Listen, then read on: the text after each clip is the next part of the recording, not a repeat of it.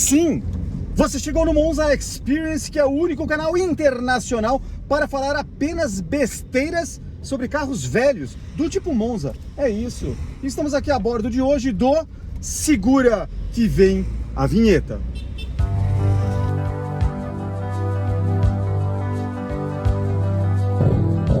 É no silêncio de um Chevrolet que o meu coração bate mais alto. Enquanto o mundo perde a forma, eu me encontro em mim. E é aqui que eu sempre vou seguir meu coração. Bate mais alto dentro de um Chevrolet.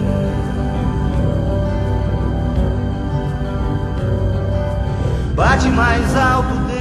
Muito bem, após a vinheta, você está a bordo daquele que? O Monza 1988. Como diz o comercial. Atenção, proprietários de todos os veículos. Atenção, proprietários de todos os veículos.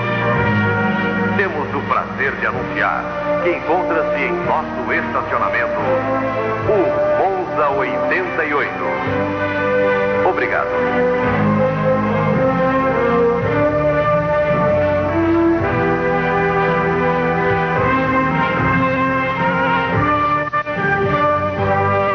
Chegou em nosso estacionamento o Monza 88 e todos iam ver. Mentira, né? Era a propaganda da GM, né? O carro era famoso, era carro de quem tinha dinheiro, era o carro de quem queria ter dinheiro, né? Você podia até comprar o Monza gostando de Santana. Como assim? Sim, sim, porque Monza, era uma questão de status. Eu comprei um Monza. Comprei um Santana, era um Santana. Ainda que Renato Vilar, em 86, personagem de Tarcísio Meira na novela Roda de Fogo, tenha tentado emplacar, o cara saiu de uma limusine Landau e de um Porsche para um Santana CD. Bom, tava quase morrendo, não sei.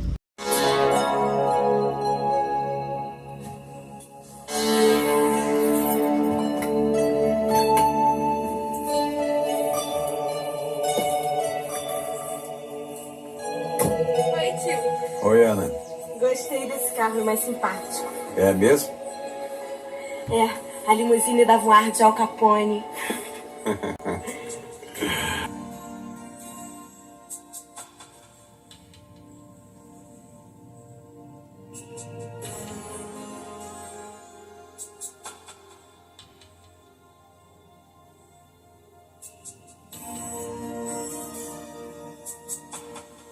Deve ter sido isso, inclusive. Mas, de qualquer forma, a Volkswagen tentava emplacar o seu Santana e até emplacou. Para os amantes de Gol, Santana era promoção. Agora, Monza era Monza e ponto final. Hoje é um carro velho. O Santana vale 2 vezes mais. O Gol, coitadinho, tão abandonado, quebrador de chassi, monobloco, etc., hoje vale muito. Quem tem Gol GTI hoje tem futuro. Ó, 7 minutos. 7 minutos de engarrafamento, são 6 horas da manhã. Tranquilo, é isso. Estamos começando a sexta-feira aqui em São Paulo. Muito bem. Mas esse era o cenário da época. Estamos aqui a bordo do nosso com o opcional de automático. Aí sim, se Monza era Monza, automático era pra gente com problema mental. Porque não é possível você comprar um carro automático na década de 80. Como assim? Sim! Já imaginou quando quebrar? Você vai deixar o rim e um pedaço do pulmão. Era o pensamento da época. Sem contar que gasta muito. Essa parte eu nunca vou entender. Nunca vou entender. Monza carburado a gasolina corpo duplo gasta muito. Mas eles diziam, o automático gasta demais. E gasta mesmo, não na estrada. Na estrada é o 11,5 por litro, se estiver bem reguladinho, na velocidade de cruzeiro. Se enfiar o pé, vai menos, né? Mas na cidade, que nem hoje, trânsito, 7 minutos de engarrafamento, 4,5, 4,8 quilômetros com 1 litro de gasolina. E é isso aí. ponto final. Não tem choro, não tem nada, é assim a vida. Não adianta, não quer, não compra. É mais ou menos assim. Muito bem. E foi isso, era o carro da época, mas na época, em 1988, inclusive, esse carro eu comprei lá nos anos 2000, né? Mas em 1988, posso dizer com propriedade que eu não dava a menor para o Monza. Até porque em 88 eu tinha 87, que é a fabricação desse carro, 88 eu tinha 15 anos de idade. Então, 15, 16 anos, realmente não era a minha preocupação absolutamente nenhum carro. Nessa época da vida eu estava mais preocupado, 87, 88, eu estava preocupado com o mar. Sim, o mar, o surf, era a minha vida na época, surfar, essa era a minha vida. Então, epa, a polícia vai pegar o Voyaginho. Eu ia praticamente todo final de semana para a Praia Grande de ônibus, dado que eu era menor de idade, e eu ia surfar. Era a época, a minha segunda mania, que era caiaque no mar. Enfim, eu fui realmente influenciado. Se existe uma coisa que é verdade, a propaganda de cigarro, ela influencia. É verdade. Eu fui influenciado muito pela propaganda de cigarro. Não para fumar, porque eu nunca fui imbecil, mas eu era influenciado pelas notícias de esporte que a propaganda de cigarro trazia. Sim, a propaganda que vinculava cigarro com saúde e vida ao ar livre era Hollywood. Existe até hoje. E a Hollywood, os comerciais eram muito bons, mas muito bons mesmo. Músicas de primeira, rock, etc. E sempre a galera pulando de asa delta, fazendo esportes que inclusive, não futebol, que é coisa de plebeu, e sim esporte europeu, esqui na neve, pular gelo com carrinho de neve elétrico não, a combustão da época, motos no deserto, sei lá eram coisas que para brasileiro nem se pensava, mas era a propaganda aqui, fazia sucesso. E numa dessas propagandas, que eu vou até soltar aqui, soltaram uma música, além da música ser muito boa, numa época que a gente não tinha internet para falar assim, pega essa música Shazam, escuta aí, me fala qual é, eu vou baixar ou vou colocar na minha playlist no Google Music. Não, nessa época vai na loja de disco e fala, tu conhece aquela música do propaganda de Hollywood? O cara, não. Então você ficava na mão, cara. Não tinha jeito. Alguém falava para você, você tentava comprar o disco e muitas vezes chegava na loja, pô, o grupo é tal, a música é tal, cara, não tem. Por quê? Porque a gravadora brasileira não tinha feito a reimpressão do disco no Brasil. Sei lá, achou que não ia dar sucesso e não trouxe o título pra cá. Portanto, era só importado. Ou você viajava pra lá pra comprar o disco, ou gravava de algum amigo que tenha feito isso. Ponto final. Raramente, disco de pop e rock, tirando os colecionáveis, AC/DC, Kiss, grupos, bandas famosas, já da década de 70, era muito difícil você conseguir, mesmo nas importadoras de disco, trazer algum disco de banda nova. Ninguém arriscava importar uma banda que não era nem sucesso no Brasil, ia ficar encalhado lá na loja a preço de sei lá quanto. Enfim, essa era a música. E aí foi nessa época, a gente andava lá, minha segunda mania era o caiaque, e a propaganda de cigarro então me influenciou.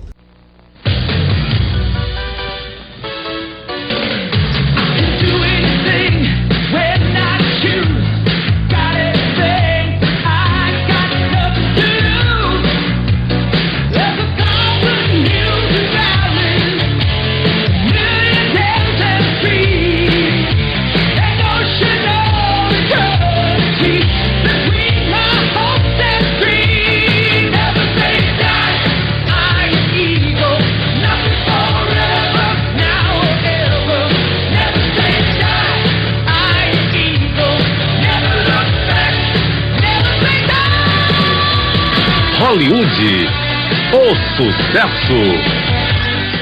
E eu resolvi comprar em 87, 88 o primeiro caiaque, foi usado de um amigo meu, que tinha uma casa lá em Ubatuba. Um caiaque um pouco diferente, de uma marca chamada Gull, que eu nem sei se existe, mas enfim, a Gull fez um caiaque que você não precisava entrar nele, não tinha aquela saia, aquele buraco. Basicamente era um buraco aberto, você ficava em cima dele. Mas era um caiaque que não era muito adaptado à hidrodinâmica da vida. Portanto, para mar era uma desgraça, não tinha quilha, derrapava, capotava. Era um caiaque mais para águas paradas. Sei lá eu porque que esse meu amigo tinha lá, inclusive lá em Ubatuba. Mas Fato é que eu comprei, e aí, depois disso, que eu entrei no mar, a liberdade era grande e eu fui muito nessa onda e surfei. E aí, alguns meses depois, eu vendi computador antigo, alguma coisa que eu não usava mais, e aí comprei o chamado Wave Ski, de uma fabricante brasileira chamada Mistral.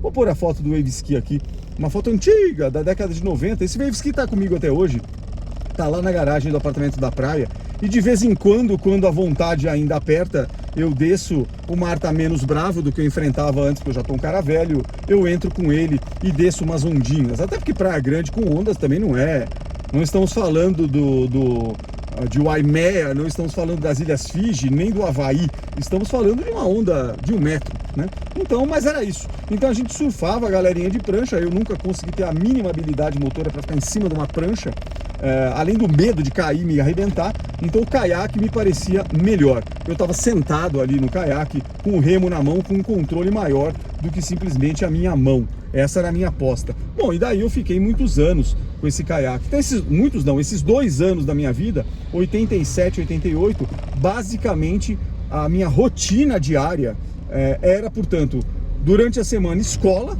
né? Eu estava no colégio Objetivo, então era um colégio gigante. Então eu fazia lá o meu primeiro e segundo colegial ou ensino médio, então era tudo novo, escola grande, né? Porque eu tinha vindo de uma escola no Brooklyn pequenininha, uma escola os donos eram de uma família, todo mundo conhecia ali, o Brooklyn, Campo Belo, um colégio daqueles pequenos, particulares pequenos, que tem uma sala só por série, né? Uma 8ª série, uma 7ª série e tal. Objetivo não, Objetivo era um mundo, em 87, quando eu entrei, era um mundo absolutamente diferente. Eram milhares de salas de ensino médio do primeiro ano, depois milhares, não sei o que, e só na minha unidade, que era Santo Amaro, cor laranja, ali na avenida, travessa da Avenida Santo Amaro. Mas se você fosse para várias, Unidade Paulista, cor amarela, Unidade Luiz Góes da Vila Mariana, azul marinho, Unidade Vergueiro, não lembro a cor da Vergueiro, vermelha? Acho que era vermelha. E outras unidades que estavam surgindo do Colégio Integrado Objetivo, sim, cujo dono, um dos sócios, era o Digênio, que já faleceu, um visionário, professor de cursinho, e Drauzio Varela, sim, aquele que é famoso, escreveu livro e tudo, e médico famoso, fez medicina no Carandiru, escreveu o livro Carandiru, se baseou até o filme Carandiru e tudo. Drauzio Varela é um médico famoso e ele é um dos sócios. Quer saber disso? Assista uma entrevista de Drauzio Varela. Procura no YouTube, Drauzio Varela entrevistado pelo Lito. Não, errei tudo. Drauzio Varela entrevistado pelo Iberê Camargo, do Manual do Mundo. Excelente entrevista, eu nem sabia disso. Eu conhecia, obviamente, Drauzio Varela, mas nem imaginava que ele era sócio do Digênio, montando o cursinho Objetivo, que se tornou o Colégio Integrado Objetivo. Olha que loucura. Muito bem, enfim, essa era a vida. Então, durante a semana, a minha vida era colégio, gravação de LPs em fita cassete, sim, lá no meu avô. Eu pegava lá um ônibus do Brooklyn, lá para Vila Mariana, onde morava meu avô, e ia gravar com discos ou próprios, que eu comprava, a minha coleção, ou emprestados de amigos do colégio. Empresto do Ira, que eu tenho do Legião, e por aí ia. E aí pegava minha fita cassete, pegava o ônibus, ia lá para Vila Mariana, gravava no National SS7000, que tá comigo até hoje, exato, bonitinho. Então o S7000 meu pai comprou na década de 70, vendeu para o meu avô anos depois, que comprou um mais avançado, o SS9000, e o 7000 ficou na casa do meu avô, intacto. E aí eu ia para lá, que ele gravava muito bem, gravava meus tapes para depois escutar. Era a minha vida de semana, escola, tal, cursinho, colégio, etc. E no final, sexta-feira, bora pra praia. Ia lá pra rodoviária do Jabaquara, ia pra praia, chegava lá à noite e só voltava de lá domingo à tarde ou à noite de ônibus também, ou com meu pai quando ele descia. E aí meu irmão, e aí com a galera que a gente encontrava lá, que eram também de São Paulo, que faziam a mesma história, ficávamos praticamente das 7h30 da manhã até umas 4 da tarde, literalmente na praia, no mar, com chuva ou com sol. Não era, isso não impedia. Punha roupa especial lá e ia pra água. E aí ficava lá que nem um louco, né? Surfando, descendo onda, não sei o que. Foi uma overdose de surf, na minha opinião. Vai, filho, passa logo. Fica com esses carros populares aí, por lá. Enfim, e aí o que acontece? Eu nem ligava para carro. Então quando eu via Monza na rua, era carro de burguês, exatamente. Agora, pouco nem imaginava. Mas meu tio, se não me falha a memória, comprou um semi-novo, por sinal preto, 4 portas, 88, só que era manual. Eu dirigi uma única vez esse carro, já falei acho que disso num vídeo, eu não tinha carta, ele comprou e falou, não, faz um teste. Eu sabia dirigir por teoria, né, vendo meu pai dirigindo, mas nunca tinha.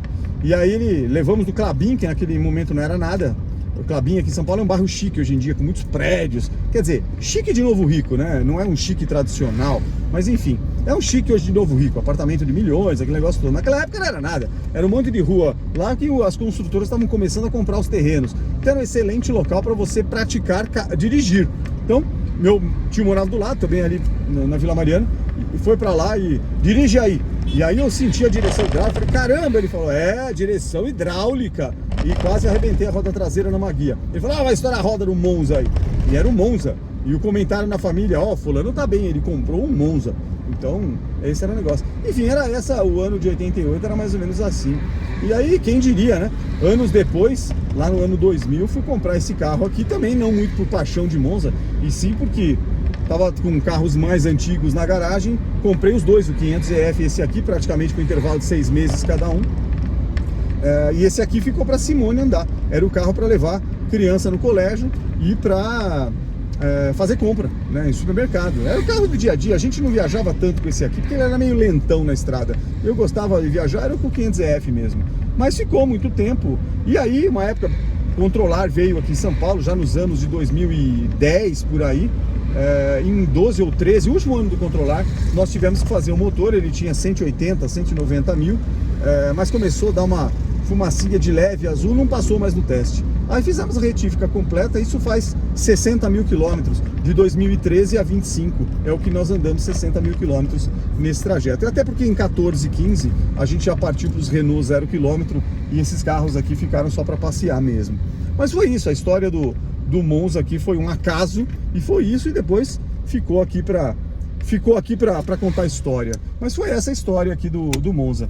E o que nós fizemos aqui recentemente? Bom, o último vídeo que vocês viram foi com o 500EF no passeio do litoral, que nós não fomos pro litoral, mas que foi bem, né? Mesmo comprando o relé 0336, que eu falei muito no vídeo, relé da injeção eletrônica do Monza, nós compramos um DNI novinho, está guardado no porta-luvas, mas nem troquei, porque o carro foi e voltou bem a viagem toda. Chegamos em São Paulo tranquilamente, e aí foi lá para a garagem, ficou tranquilinho. E aí de lá para cá a gente fez uma viagem com o CCV, que eu não filmei, fiquei com preguiça. Viagem curta para o litoral, aqui no apartamento da praia, na semana passada. E esse aqui estava parado desde o último abastecimento dele, foi no começo do mês de maio. Faz um mês, portanto, que eu não abasteço, porque foi a volta de Curitiba, quando nós fomos daquele encontro, onde tinha lá o pessoal do Volks e tinha lá o encontro no Armazém Garagem Bar. Tô até torcendo, dado que o ponteiro da gasolina não está funcionando direito, que eu troquei por uma boia que não é calibrada para esse painel, precisa tirar o tanque de novo, e eu tô com preguiça, então não dá para se basear muito. Acredito que eu vou chegar no osso na volta aqui do trabalho hoje. Vamos ver, espero não torrar os 50 e tomar uma multa por falta de combustível na Marginal Pinheiros, mas acho que dá. Ele rodou 250 quilômetros em estrada, só andei uma vez aqui para minha mãe, então acho que o resto foi partida, funcionar 10, 15 minutos em casa, não ia consumir tanto assim. Assim eu espero. E é isso, estamos aqui na Avenida Bandeirantes com ele. E talvez, não decidi ainda, talvez ele faça a viagem de amanhã para o litoral também, que nós vamos até levar cadeiras que nós compramos desmontadas, uma estante de madeira rústica que a gente comprou, e daí eu vou falar um pouco dele. Inclusive, acho que esse vídeo vai terminar lá, porque dado que eu tô falando um pouco da minha mania nos anos 87, 88, como eu falei bastante de disco, eu resolvi montar, como eu vou muito lá pro apartamento da praia, eu resolvi montar um setzinho básico mesmo, lá no apartamento de som antigo, né, som velho.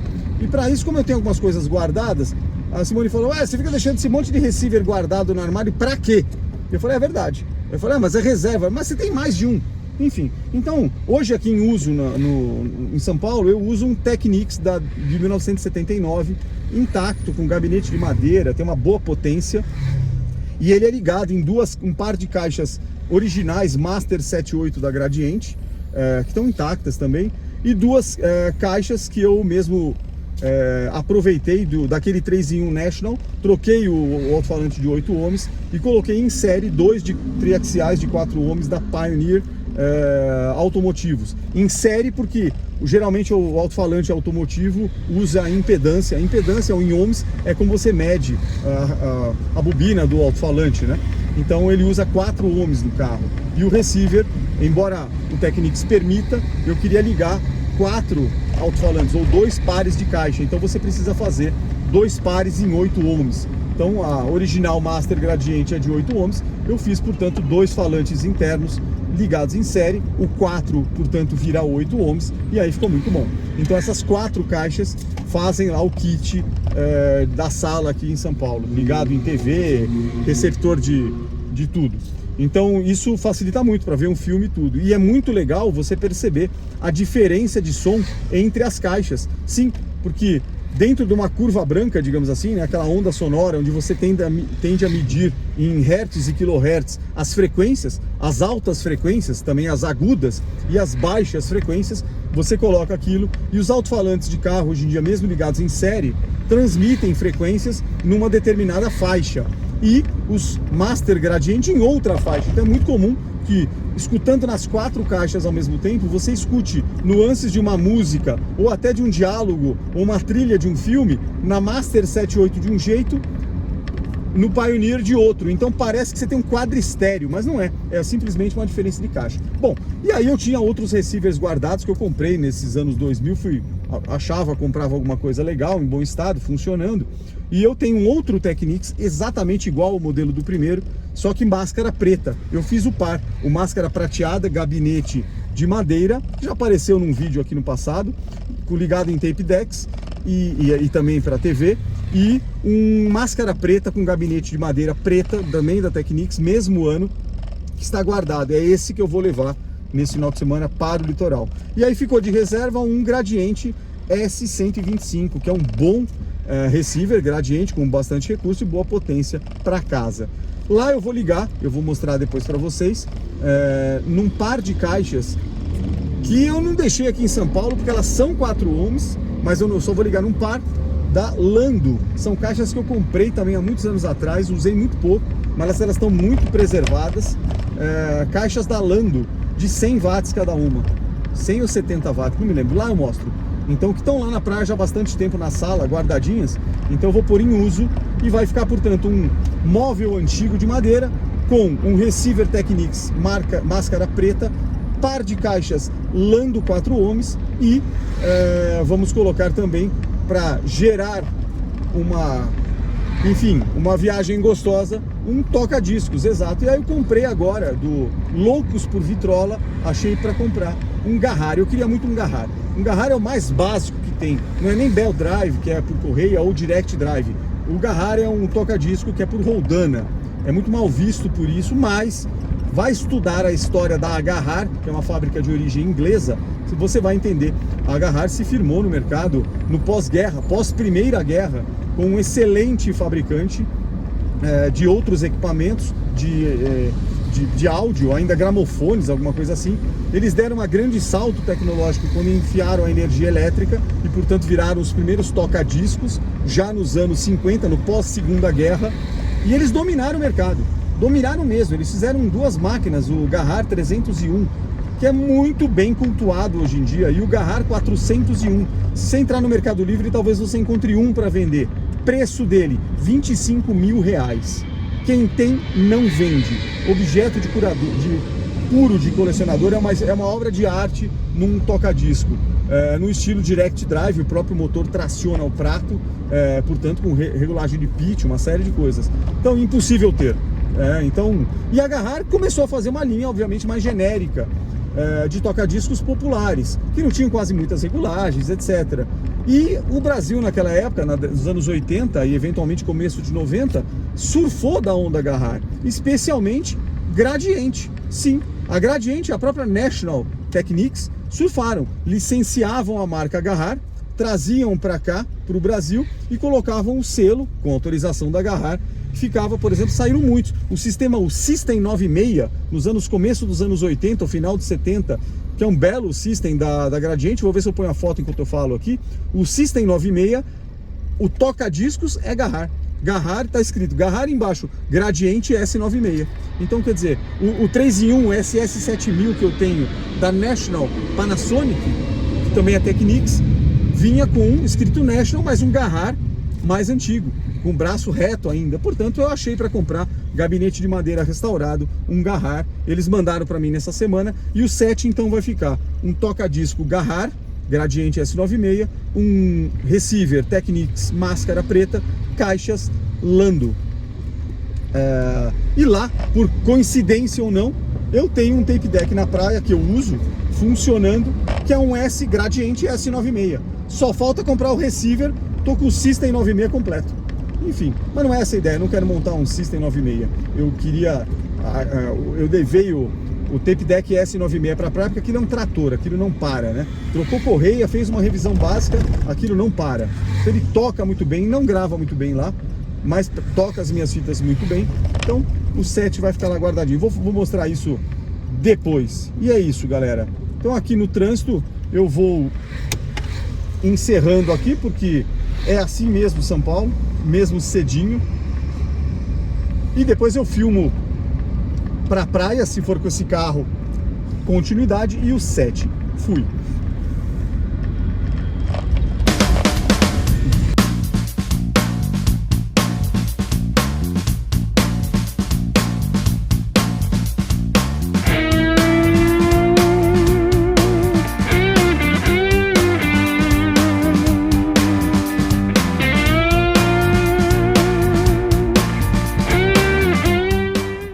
Meu amigo, e num passe de mágica, tá numa...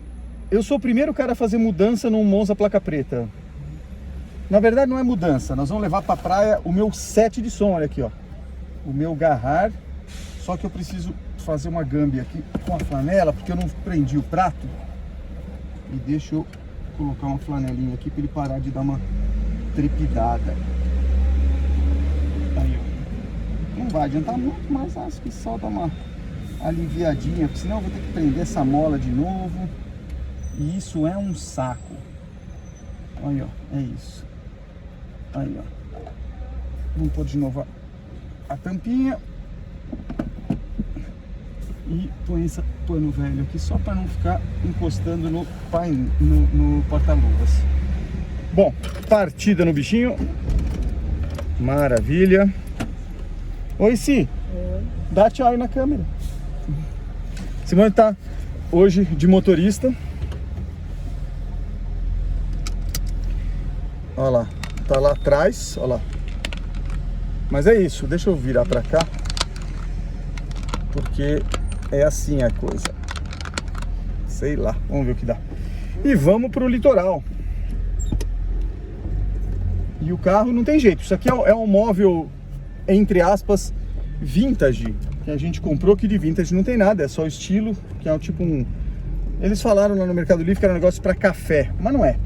Vocês vão ver montado depois, precisa montar. E aí, não tem jeito. Eu vou reclamar com a GM, inclusive, porque o Monza poderia ter o banco bipartido, ou que ele deitasse, né? Mas não rola. Olha o XR3 aqui. Porque ele dá, tem 1,40 m esse negócio. Aí nós tivemos que deitar o banco, forrei o banco ali com o boletom, com a caixa, e coloquei em cima. E aí, a Si tá indo atrás de mim aqui, de passageiro no 2 portas. Aí o porta-mala tem as malas, tem as cadeiras, compramos 4 cadeiras desmontadas, estão lá também, aí cabe. Mais o receiver Technics que tá aqui atrás,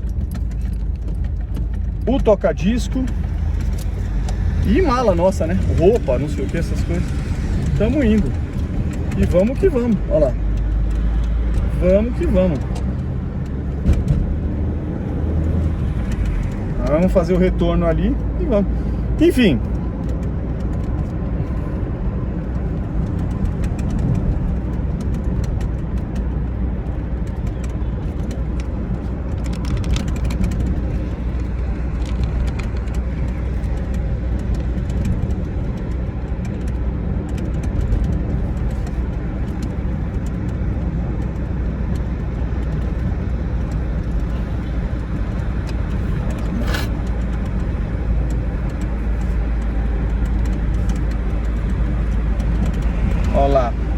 E aqui a gente vai numa buena. 12h36, é isso. Aí, sabadão, e vamos descer agora, não teve jeito. Tinha exame médico, hoje um monte de coisa. Pusemos o Logan pra funcionar. Ó, deu uma aliviada, né, no barulhinho. Só uma calçadinha aqui, só pra ele não trepidar tanto, né, porque tem a molinha, né, da mesa. Pronto. A terrível Avenida Bandeirantes, que pra variar tem trânsito em tudo, sempre, é impressionante isso aqui. Sábado, meio-dia, ó, vocês não estão vendo aí, mas tá lotado aí na frente. Por sorte, a gente passando o viaduto já vai virar. E aí é só pegar a estrada. Pronto. Tchau, Bandeirantes, pelo amor de Deus. E vamos que vamos. Mas a gente fala do Monza, mas o Monza é um carro extremamente versátil, né? Porque é um carro para os padrões atuais absolutamente pequenininho, né? Seria um carro pequeno. Ele é espaço interno assim, não é nada, é baixinho. O teto bar é outra época de carro, né? Os carros meio que engordaram com o tempo e aí a galera começou a querer esses carros mastodontes. Enfim, é o projeto de hoje. Isso aqui era uma outra época, né? Carros pequenos, tal. Não só o Monza. Gol quadrado, pequenininho, né? Fiat Uno, Monza, Santana, tudo parecido, né? Em termos de dimensões. Mas ele cabia muita coisa, cara. Além de transportar 4 pessoas, isso aqui é 2 portas, mas ele poderia ir 4 pessoas com tranquilidade aqui. Ah, mas 4 pessoas de 2 metros de altura. Não, né? Nenhum carro da década de 80, acho que nem o Landau, se você sentasse atrás com 2 metros de altura, ia ficar confortável. Porque não adianta, era outra filosofia. Os carros hoje têm outro estilo. Mas para o cidadão médio brasileiro, 1,70, 1,75, a população foi crescendo com o tempo também, né? Hoje em dia talvez 1,79, 1,80, não sei a média brasileira. Ficaria um carro já hoje diferente. Mas naquela época ia muito bem. E o espaço interno é isso, ó, você leva um monte de coisa, né? Porta-mala também, você leva um monte de coisa. Dá para levar 2 bicicletas Aro 26 desmontadas dentro do porta-mala do Monza, sem ficar lotado. Dá para pôr mochila, ainda dá para pôr mala. Então, além do... ele tem é muito profundo, são 500 e tantos litros, mas tem uma parte interna grande. E no espaço aqui interno também nunca deu problema. Claro, você não vai pegar um Monza para levar máquina de lavar, geladeira, aí não, né? Aí não tem jeito, né? Aí você vai contratar um fretezinho e vai fazer teu negócio. Mas coisas pequenininhas, né? Vai embora. Uma vez, lembra que nós voltamos da praia com 2 colchões de solteiro, novos, ensacados, amarrados no teto do automático? Comprei 2 colchões lá para as crianças, para a cama aqui em São Paulo. Eu não lembro porquê, a gente achou... Sei lá, o colchão era de marca boa e o preço estava bom, um negócio assim, densidade boa. E aí eu falei, puta, vou comprar. E comprei. Eu falei, caramba, como é que eu vou levar? Aí levei o cara me entregou lá na praia. Eu falei, não, vou levar pra São Paulo no Monza. Aí foi, cara. Colchão, não estraga a pintura. Dito e feito. Coloquei aqui em cima no teto do automático, de noite na estrada, e foi embora. E chegaram tranquilos os colchões.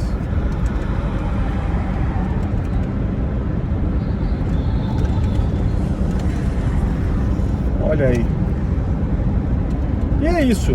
Eu vou deixar depois um turbo premium, que vocês estão vendo aí a câmera de ré filmando. Depois eu faço umas cenas de lá do apartamento, que aí nós vamos descarregar essa encrenca toda para começar a montagem, mandar as cadeiras velhas embora. Ixi, tem um monte de coisa aí. Mas era isso, daí vai ficar bonitinho lá. Quando tiver tudo montadinho, vai ficar legal. Vamos que vamos.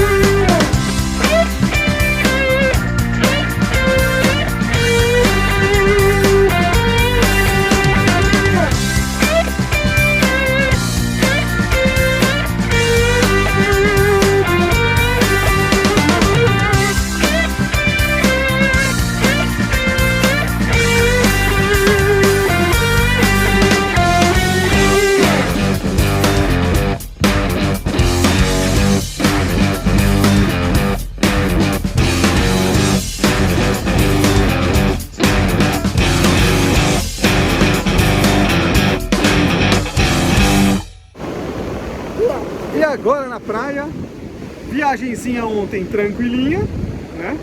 Com o carro, o Monza Cargo, como a gente chamou, né? CCV Cargo, que veio lá com aquele monte de coisa, mas veio bem.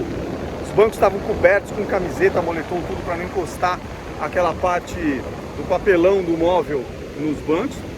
Intactos, beleza. Descarregamos aqui no apartamento, já montamos.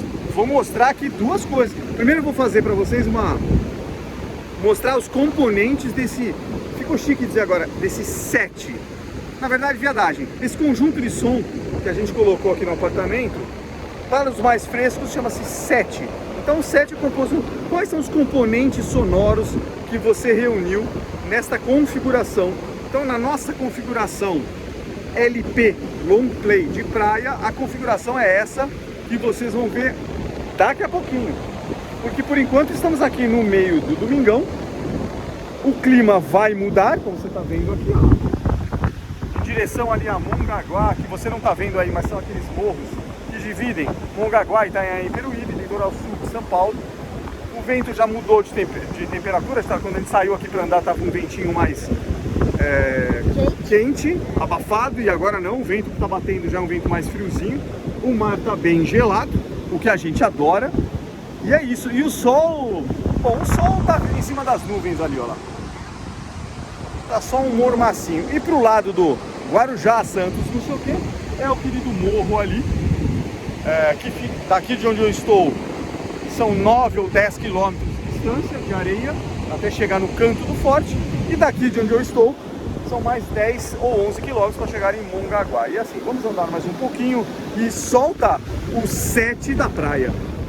Bom, aqui eu vou mostrar o que eu chamei de set. Ainda está num ambiente em construção aqui, então essa tela aqui é uma tela obviamente provisória, porque eu coloco aqui nessa sala um projetor à noite e ele pega praticamente essa parte toda, deu certinho aqui na altura. Atrás tem os quadros, mas vão trocar, vou ver se eu pego na feirinha da Ordem lá em Curitiba um quadro grande, que tem uma onda de mar quebrando, vai ficar mais ou menos nessa distância ou nesse comprimento aqui dessa estante. Mas vamos lá, qual é o set aqui? E é uma avaliação aqui que a primeira recomendação: se você não gosta de coisa antiga, não quer fazer uma brincadeira para se divertir, não vale a pena fazer nada disso. Isso aqui vai custar dinheiro e você acha opções melhores, atuais, etc. Até já mostro uma delas que você acha para comprar, que são caixas modernas. Mas eu vou dar uma ideia de valor, estou falando agora em junho de 2025. Então, um toca-disco desse aqui, um Garrar restaurado, em torno de R$1.000 a R$1.400. Né? Um receiver Technics desse aqui, em torno de R$1.500 a R$1.800, nesse estado. Um pré-amplificador aqui, se você quiser, R$100 no Mercado Livre. Uma estante dessa aqui, um móvel desse aqui, de madeira, em torno de R$600. E o par de caixas da Lando LA3100, nesse estado, você vai achar por volta de R$2.000 mais ou menos, se tiver original.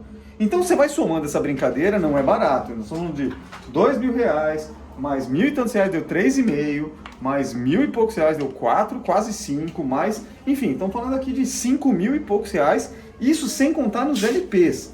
Porque os LPs, se for um LP como esse aqui, Beatles, em bom estado, boa capa, R$100. Se for novo, que ainda existe lá fora e tudo, preço de importado. E se for rock brasileiro ou rock que o disco não é, o LP não é 180 gramas, depois eu falo um pouco disso, R$30 a R$50, dependendo da feirinha que você vai encontrar e tudo mais. Então, é uma diversão cara. Ah, então por que você gastou tudo isso? E detalhe, o áudio não é tão bom com os modernos. Mas, por que você gastou? Porque eu já tinha muita coisa. Eu já tinha o par de caixas que eu comprei há mais de 10 anos atrás, praticamente não tinha usado. Achei numa loja lá em São Paulo, no bairro de Pinheiros, uma loja de som antigo, e estava intacta, só não tinha as telas frontais. O receiver já era meu também. O pré-amp eu já tinha comprado em outra época. A única coisa que eu gastei dinheiro aqui foi o móvel e o Garrar que eu não tinha. Eu tenho um Garrar lá, mas ainda precisa de restauração. Fica para outro dia. E os discos todos eu já tenho mais de 300 discos guardados, desde a minha infância e tudo que eu comprei depois. Então, o meu custo foi menor. A brincadeira deu R$1.600. Mas nós estamos falando de R$6.000 se você quiser montar isso sem ter nada, tá bom? Vamos detalhar as peças agora. Bom, esse aqui é um equipamento que ele está restaurado, então este gabinete não é original dele, o cara fez. De onde eu comprei? Loucos por Vitrola, tem site, tem venda no Mercado Livre, tem canal, tem tudo. Eles restauram e consertam toca-discos. Achei os caras, achei essa peça muito legal, eles fizeram uma réplica do móvel, isso aqui é madeira nova, e colocaram o símbolo de Garrar. O original disso aqui seria escrito mais escuro essa madeira, né? E escrito gradiente. Isso aqui vinha neste System aqui, ó. System 96, que eu já vou pôr a foto aí para vocês. Então, é um Garrar bem basicão. Ele não é belt drive, ou seja, não é por correia que vira o prato, né? E ele também não é direct drive, que são os melhores toca-discos, que o motor mesmo faz a rotação. Ele é uma roldana, então ele é o sistema de roldana que fica aqui do lado, embaixo do prato. Ele é o menos recomendado, mas de novo, eu não sou um audiófilo, tenho toca-disco melhor em casa, direct drive, então isso aqui é para se divertir. E isso dava muito bem para todo mundo dos anos 80. Por que ele é um System 96? Porque está escrito aqui. E por que é um Garrar? Garrar é a fábrica. A Gradiente comprou essa fábrica, eu já falei no vídeo. Lá nos anos 80, ela comprou a fábrica inglesa, que era muito renomada. O custo de produção na Inglaterra era muito alto, para pagar salário em libra esterlina. Eles transferiram a fábrica inteira para Manaus. Só que depois deu azar. Porque chegaram os CDs e a Gradiente acabou capotando. E depois essa fábrica foi vendida de novo na Inglaterra por uma empresa menor. Então isso aqui é a história de toda uma tecnologia Garrar muito renomada no mundo, já sob licença ou propriedade da Gradiente no System 96. Bom, esse toca-disco então ele tem roldana, ele funciona nessas 3 velocidades aqui, né?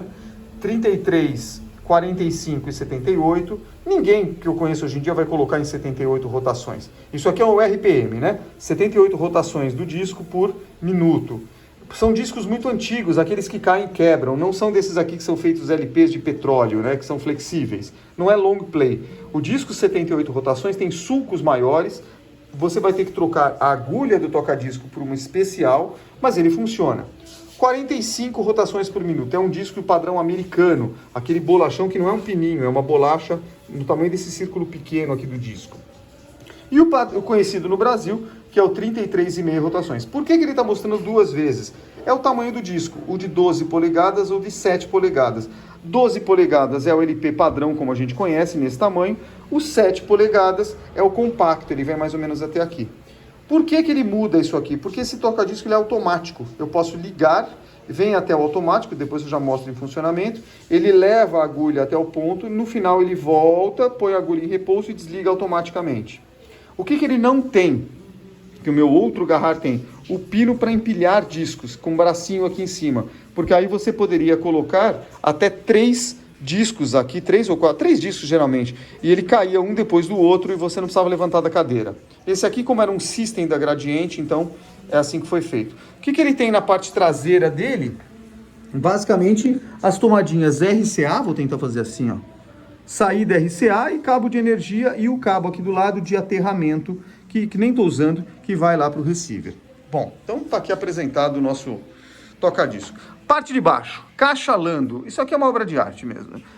A Lando fabricava nos anos 70, 80, um áudio de excelente qualidade. Essa caixa LA3100, que suporta, como diz aqui, 100 watts de potência, tem o sinal de alerta de overload, de sobrecarga, com LEDs. É uma caixa triaxial, 3 frequências, que tem um divisor de frequência interna, um woofer grande, um mid-range e um tweeter. Até aí não é novidade. A diferença dessa caixa para o padrão normal da época, algumas coisas. Número 1, enquanto até a Gradiente e Sony, todas eles faziam caixas com materiais que não eram de madeira, essa aqui é feita em madeira pura. Não é aglomerado, revestido, compensado, nada disso. Isso aqui é madeira, ela é pesada. Dentro dela, é uma caixa selada, não tem duto aqui para sair o som. E ela foi construída assim, com divisórias internas dentro e uma camada muito grossa de lã de vidro de fábrica. Um grande woofer para reforçar as frequências baixas, os graves.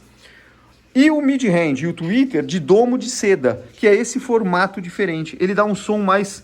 em áudio se chama mais aveludado. Enfim, ele não é um agudo tweeter tão estridente nas altas frequências e não é também um médio, o mid-range, também muito avolumado. É o melhor som do mundo? Na época podia ser, mas isso nem de longe. Eu prefiro muito mais uma caixa moderna que essa, mas de novo, isso é história e elas estavam intactas, só faltou a tela. O par, portanto, né, é igual. E atrás dela tem até etiquetinha, eu já mostro para vocês aqui, porque ela tem uma etiqueta até de fábrica aqui, ó. Deixa eu virar aqui. Ó, Lando, vou mostrar aqui com uma... Vou pausar e volto. Olha a etiqueta, olha lá. Etiqueta da Lando. Tá aqui, ó, LA, 4 ohms, tem tudo. Ela só tem este buraquinho aqui, que é o duto para sair um pouco de áudio, mas ela não é uma caixa dutada, ela tem só um sinal de overload, digamos assim, para uma frequência, algum deslocamento de ar. Os bornes aqui, ó, né, tá aqui, 4 ohms, e tá aqui bonitinho. Então, essa é uma caixa que foi um achado quando eu achei lá em Pinheiros e comprei. Então, é um excelente equipamento também, dá um som muito especial. Esse bichinho aqui é um amplificador. Vamos entender o que é isso aqui.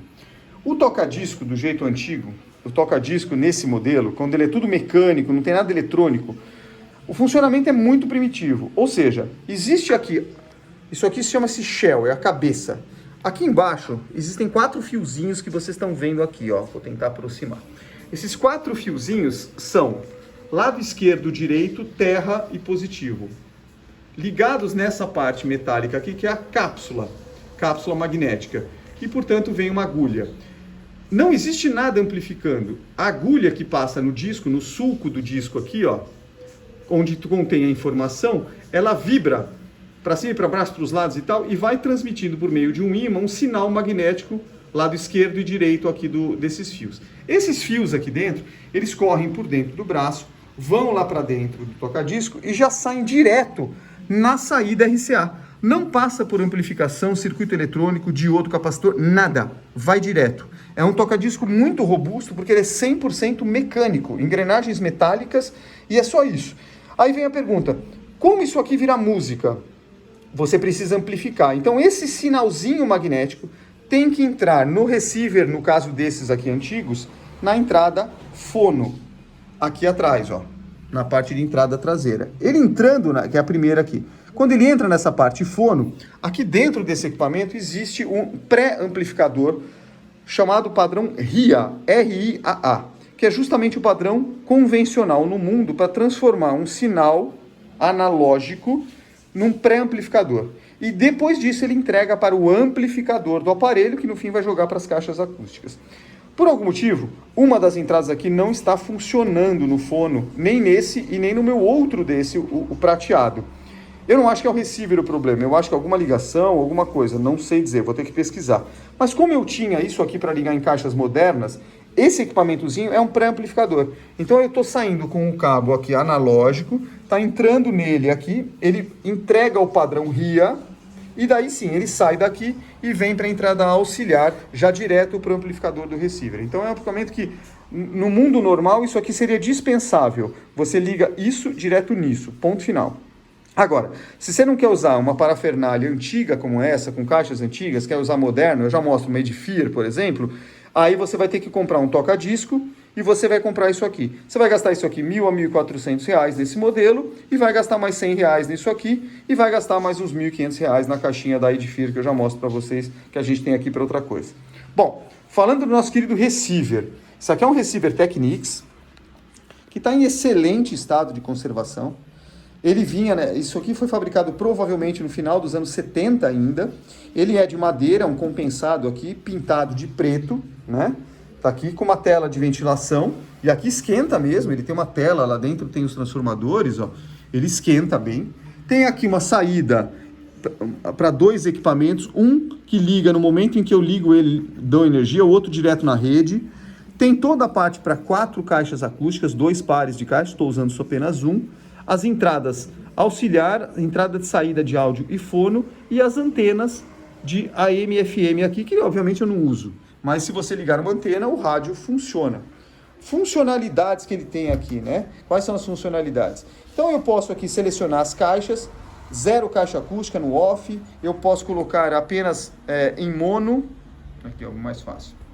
Então eu posso aqui colocar desligado, em mono, um canal só, posso colocar como está agora na caixa padrão ou nas 4 caixas, eu tenho um seletor. De resto, seletor de graves agudos, balanço e volume, meio padrão. Aqui você tem uma prática de reforço de loudness, que ele faz o reforço dos graves.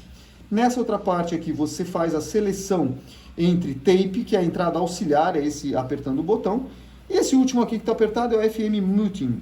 Basicamente é o sintonizador dele em FM, quando eu ponho meu seletor aqui, ó, fono, AM, FM, eu seleciono minha emissora aqui no meu botão de configuração no dial, e entre as emissoras que tem aquele ruído que incomodava muita gente, uma vez acionada essa tecla, quando ele lá dentro ele identifica sem sintonia, ele muta automaticamente o aparelho até você chegar na próxima estação. É só um recurso para não dar barulho nas caixas, eles usavam muito isso naquela época.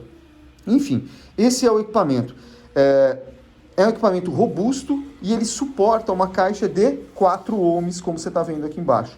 Os da Gradiente mais modernos, eu tenho lá em casa, por exemplo, o S125, tudo. Se eu ligar uma caixa Lando dessa 4 ohms, ele queima a saída, porque lá ele suporta 8 ohms. Aqui é uma caixa de 4 ohms, que é a configuração dela. Esse aqui deu muito certo, esse casamento aqui nesse set funciona, justamente porque ele permite 4 ohms, 8 ohms ou 16 ohms. Se eu for usar 4 caixas ou 2 pares, aí eu tenho que ter 8 ohms. Mas como eu só estou usando 2 aqui, a gente consegue fazer em apenas 4 ohms. Agora eu vou mostrar como é que você pode também configurar, em vez de comprar toda essa parafernália que é gostoso para quem liga, mas pode não te dar um som tão agradável, eu vou te mostrar como é que você pode fazer isso aqui com um pré-amp direto numa caixa moderna. Olha agora. Bom, essa aqui é uma caixinha moderna, você acha para comprar no Mercado Livre, da Edifier, tá aqui embaixo. Ela já tem Bluetooth, tem graves e agudos e volume, controle remoto. A parte traseira dela, ela já te dá algumas opções também, ó. Ela tem entrada RCA, entrada de áudio, acho que áudio digital também, tem o interruptor, ela já tem a fonte de alimentação interna e tem o cabo para conectar a outra caixa. Obviamente são 2 caixas. Ela é muito bem resolvida, feita em madeira, né? Tem essa tela que você pode destacar. Ó. É uma caixinha pequena, né? Mas que dá um som gigante. Ela é dutada, portanto ela tem um duto aqui de comunicação com a parte interna. Tem, obviamente, um tweeter para o reforço de agudos. E os médios e graves são transmitidos por esse pequeno alto-falante. Mas, dada a robustez dessa caixa, ela é muito, muito boa. Ela tem 70 watts RMS. E desse lado aqui, o outro par dela, que aí é uma caixa só passiva, né? Ela não tem os controles. Então, esse é um conjunto muito bom que você pode colocar com aquele tape deck. Preço dessa caixa nova, em torno de R$ 1.500 a R$ 1.700. Uma substituta para essa é a da Tomate, que eu tenho quando eu levo para Curitiba, que é mais quadradinha. Tem um som parecidíssimo com essa, a única diferença é que a fonte é externa. Então, essa é uma opção de set que você pode ter. Toca-disco, como eu mostrei, com as caixas Edifier. E se você curte o System 9.6, aqui a gente tem também esse cara aqui, que é justamente o tape deck do System 9.6 original, que já estava comigo há muito tempo. É um tape deck muito bom, robusto, quase não dá manutenção. E esse é, como está dizendo até a etiqueta dele aqui em cima, ó, S96. Era o conjunto da época, o que só não tem o receiver. Aqui eu estou ligado, né, nas caixas Edifier com um seletor de entrada, então eu ligo TV a cabo com saída já por aqui, a própria televisão também, já com saída óptica, né, aquele transformadorzinho lá em LED, é um conversor óptico em RCA, e aí a TV ou Netflix, o que for, eu posso assistir também nas caixinhas padronizadas que vocês estão vendo aqui. Então ficou essa nossa configuração. Aqui ficou realmente tipo um home theater da vida, na sala de estar, e ali na sala de jantar ficou aquela bancada que eu mostrei para vocês. Esse é o nosso set, espero que vocês tenham gostado.